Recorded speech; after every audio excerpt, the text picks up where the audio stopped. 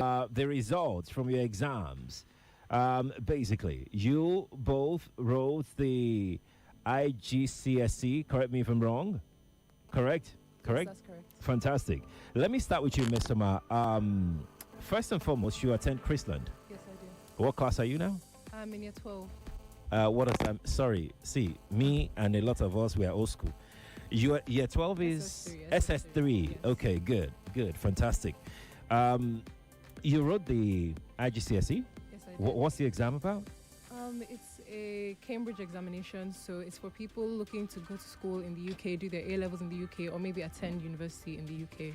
But they write it internationally as well. So for the people writing it from the UK, it's just GCSEs, and then for everyone else, IGCSE. And I learned that Chrisland, you guys write these exams. Yes, we do. They take us with the IGCSE. Just a few people that are interested. It's not a compulsory exam for us. Yeah. So me and a few other of my classmates that were interested in taking the exam wrote it together. Hello, Abukolami. Let's talk about your own journey. Yes.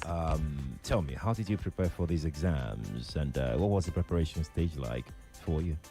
Preparing for IGCSE was a bit difficult for me because I think IGCSE has been one of the more complex exams I've written. It's a bit more pragmatic, not a lot of objective, mostly theory throughout the whole exam. So it was new for me, I think, because most of the exams I'd written prior to that were just A, B, C, D.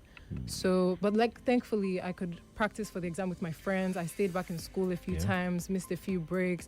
I didn't miss a whole summer like Bukola had to, but it was still a bit difficult and stressful for me.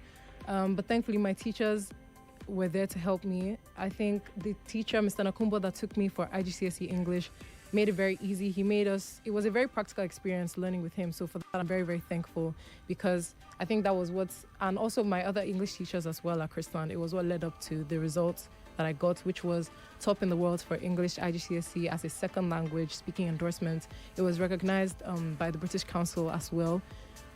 So yeah, the preparation stage was very, very difficult for me, I remember. But now, like at the end of everything, I'm very grateful for it, and I'm grateful for all the people that were there with me. Top in the world. Yes. English language. Yes, sir. You are making me feel like Olodo here. I know what's happening. But I'm very proud of both of you. But let's talk further about, the learning process. Why English language? Why did you opt for that? Well, I took multiple subjects. It wasn't English alone. I think we took 6. Okay. Everyone at the school, we all took 6 subjects, and then English was just one of them. But English was compulsory for everyone, so it wasn't necessarily a choice that I made. Yeah. English, mathematics were compulsory for everyone. For everybody? Yes, sir. What do you think made you stand out? Why did you think that you came out? Because from my understanding, we had about over 150 countries. Yes, sir. Yeah? And you came out tops in English? Yes. I mean, I was surprised. Well, I was surprised in a sense, but not very surprised, because English has always been my language, like not my language, but my subject. Yeah. So it was something I was confident in. Writing the exam that day, I did feel very confident with all the answers that I put down. So. Tell me, how did you get to know? How did you get this result? What did it feel like when you were told? I was told first in school by one of my teachers, and then again by my principal in front of my classmates. But I wasn't told it was top in the world. They mentioned it offhandedly once in a while, but I just thought they were trying to, gas me up because of the result. It was only on the day of the recognition, the award by the British Council, that I opened the folder they gave to me with my seating, and I saw the tag there, and it said first in the world. And when I saw it, I was shaking a bit because it was really surreal. It was still something. Even till now, I'm still a bit shocked and surprised. How about your parents? How did they take it? They were very happy, I can imagine. I can't imagine exactly how they felt. Yeah. But they told me they were very proud, and I believe they are. Mmesoma, what's next? Well, after this, I'm looking to go to university. I'm taking a gap year first, and within that gap year, I'll work on applying to schools. I have different places I want to apply to, so it will take like 2 months to fully do my applications. I want to do a gap year, learn how to do some things, learn how to drive. I'm excited for that. Okay. Learn how to maybe make hair, because it's expensive to make hair abroad. Learn how to do a bunch of different things I can take with me there. Yeah. So after the gap year, what next? After the gap year, I want to go straight to university. What are you studying? I'm looking to study business management. Why business management? I've always wanted to study business management, and now more than ever, because it's really a broad subject. So besides the fact that I have a passion for business, and I feel like I'll do really well in business. It covers a lot.